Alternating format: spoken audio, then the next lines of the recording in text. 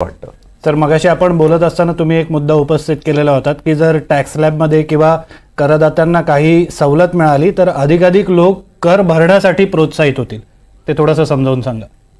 म्हणजे कसं आहे की आज समजा असं धरून चालू आपण की 7 लाखापर्यंतच आज करपात्र उत्पन्न नाही आहे, तर माणूस काय करतो, जर माझं 8, 9, 10 लाख असेल तर तो शक्यतो त्याच्या बाहेर राहायचाच प्रयत्न करतो, रोखीने व्यवहार करतो, इतरही कर चुकवतो आणि स्वतःचंही नुकसान करून घेतो, कारण ते पैसे त्याच्याकडे नुसते रोखीने पडलेले असतात ज्याच्याला गुंतवणूक करता येत नाही.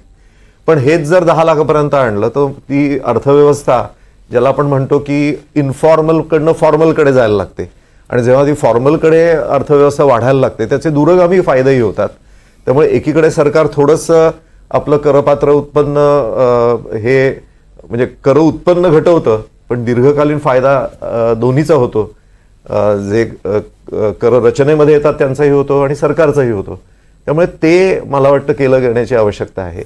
बऱ्याच वेळेला आपल्याकडे, मी त्याला गमतीने म्हणतो, एक नॅशनल टॅक्स सेव्हिंग ऑब्सेशन आहे की जिकडे शक्य होईल तिथे मी कर बुडवतो, पण त्याचंच मी माझ्याच पायावरती धोंडा पाडून घेत असतो.